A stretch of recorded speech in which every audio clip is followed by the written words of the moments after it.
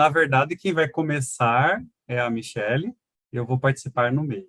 Michele, você que Vamos, comanda. vamos junto, né, Rafa, agora, né? Então, Juntíssimo. assim, Vamos lá. obrigada aí pela oportunidade, é com muita satisfação que a gente compartilha com vocês o nosso case do radar regulatório. Ele partiu de uma necessidade, pode passar o slide, Rafa. Ele partiu de uma necessidade em função da gestão do risco de conformidade que nós temos aqui no banco. Um dos itens que fazem parte dessa gestão, que a gente chama do frame de acompanhamento, né, do risco de conformidade, era a questão do monitoramento regulatório. Então, ele passava por algumas etapas onde nós acompanhávamos todo o processo de prospecção, internalização, divulgação dentro da organização, quando um normativo ele impactava uma atividade dentro do banco. Mas qual era a nossa dor? Próximo slide, Rafa. A nossa dor ela permeava porque esse processo ele era extremamente operacional.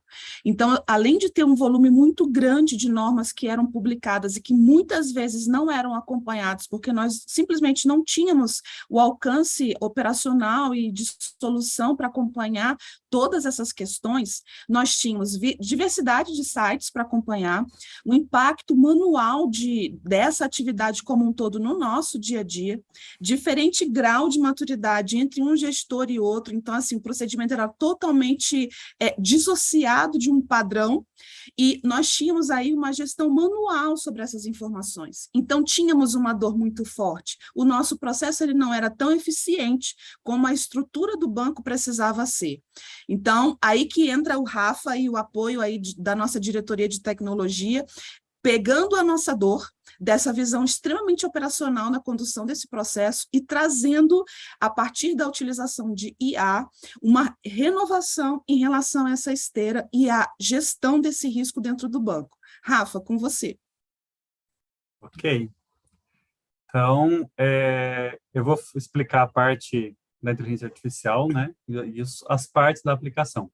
O radar regulatório possui três partes. A primeira é relacionada à captura dos documentos regulatórios nos sites dos mais de 100 órgãos reguladores que a ferramenta monitora.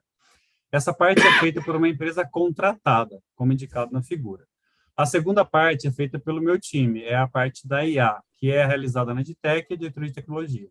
A terceira parte é feita pela DCOI, ou Diretoria de Controles Internos. São eles que fazem a carinha do radar, o front-end. É através dele que as mais de 40 unidades estratégicas ou diretorias do BB recebem diariamente os documentos regulatórios para que seus assessores e especialistas façam uma avaliação de compliance, para dizer se cada norma recebida pode ou não impactar seus processos, produtos, canais ou serviços. Aqui nessa figura um pouco complicada é a arquitetura. Ela começa no círculo verde. Então, parece que vocês vão acompanhando lá a figura. Nele, temos a entrada de uma norma ou documento regulatório recebido da empresa contratada. Ele segue para um microserviço chamado Radar Crawler, que faz o pré-processamento do documento. Na sequência, a norma vai para o que eu chamo de coração do radar regulatório, que é o radar predição, e que está expandido na figura, nesse retângulo meio rosa. Nele, a norma é avaliada em dois níveis. O primeiro é o modelo de predição para cada diretoria que já possui dados suficientes para ter um modelo de IA treinado. E o segundo nível é composto por três regras. Eu vou explicar cada passo. Quando a norma chega no modelo de predição, ele classifica a mesma como sendo relevante ou irrelevante para a diretoria do modelo. É um modelo binário. O resultado da predição é a relevância ou não da norma para os negócios da diretoria junto com o score de predição, com o valor de predição. Se o documento foi classificado como relevante, tendo um score de 0,7 ou mais, o radar classifica a norma como relevante para a diretoria em questão. Se o score for menor, o documento é classificado como irrelevante. Depois do passo da IA, que é a caixinha verde ali no desenho, né, a norma segue para ser avaliada para um conjunto de três regras. Na primeira, a ferramenta procura no corpo do documento regulatório por palavras-chave, pré-cadastradas pela diretoria. Se uma palavra é encontrada no corpo da norma, o radar classifica a mesma como relevante para a diretoria, independente do resultado do modelo de inteligência artificial. Na sequência, o documento é avaliado pela próxima regra, Nela, o radar verifica se o órgão publicador da norma consta em uma lista de sites desejados pela diretoria ou numa lista de sites indesejados pela mesma, baseado no conhecimento da área. Se o site regulatório da norma estiver na lista de sites desejados, a norma é classificada como relevante. Todavia, se o site da norma estiver na lista de sites indesejados pela diretoria, a norma é classificada como irrelevante, independente da classificação das etapas anteriores. Se o site da publicação não estiver em nenhuma das duas listas, a predição do passo anterior é mantida. Por fim, temos uma regra chamada tipo de site, que segue a mesma lógica da regra anterior, mas considerando o tipo do documento, pois cada site regulador publica diferentes tipos de normas. Terminada a fase da classificação, o resultado da predição é gravado no banco de dados e enviado para o front-end da DCOI, uma vez por dia, através do microserviço Radar Info.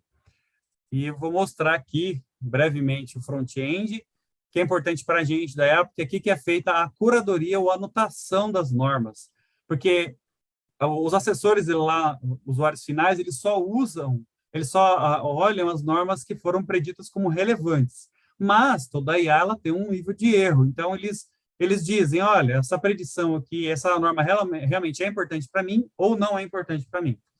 E aí essa predição volta aqui para a norma curada, volta para o radar curadoria, e esse dado curado, anotado, é usado em treinamentos futuros, que são feitos de tempos em tempos para cada modelo. É isso, Michele, contigo. Acho que é interessante passar por esse slide aqui, porque ele hoje é o front-end que as nossas unidades no banco, né, todas as unidades estratégicas utilizam e têm a informação para gestão. Coisas importantes, ela tem o conjunto de normativas que ficam ali disponíveis para ela para consulta a qualquer momento, na íntegra do documento.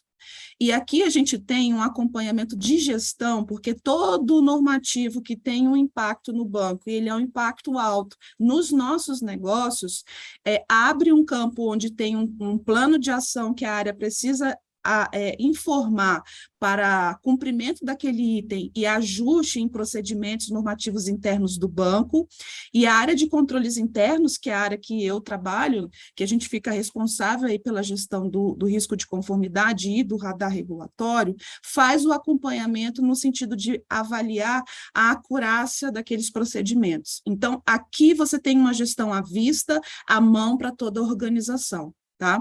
No próximo slide, nós trouxemos ali os ganhos de uma forma geral. Acho que não preciso nem dizer, né, sobre o aspecto aí de escalabilidade.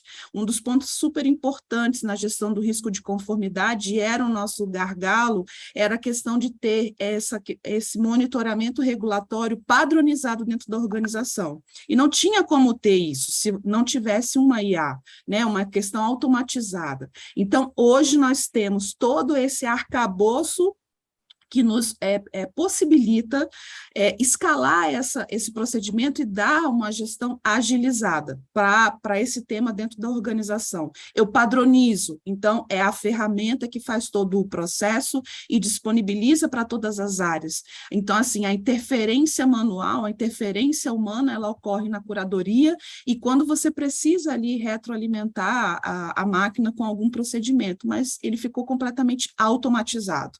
Então, os gestores e todos os intervenientes nesse processo, eles sabem o seu papel, é claro, é declarado e é acompanhado. Eu tenho um ciclo de gestão que ele parte sobre a visão automatizada. E já estamos experimentando, porque essa ferramenta já tem mais de um ciclo, né, de vida aí, então hoje nós já estamos experimentando alguns avanços. Então, o que eu estou incorporando dentro da ferramenta ali, da IA? Eu estou colocando os projetos de lei, porque para nós, no Banco do Brasil, é muito importante acompanhar o que vem por aí, né? Então, os projetos de lei estão sendo incorporados dentro da ferramenta ali, nós temos as nossas entidades ligadas, né, que lidam com seguro, consórcio, previdência, também estão sendo incorporadas, porque é outro rol de normativas, de orientação, até mesmo de fontes reguladoras. E um ponto muito importante que para esse, sim, faz uma diferença muito grande, é a gente conseguir incorporar ali as fontes municipais, porque essa é outra visão extremamente operacional, porque os municípios, eles às vezes não têm um site tão estruturado, as informações não estão bem reguladas, e isso impacta muito os nossos negócios, porque acaba trazendo o operacional de monitoramento para a nossa ponta, alguns órgãos regionais. Então, aqui a gente traz para a ferramenta e faz uma gestão muito mais aprimorada em relação à ferramenta.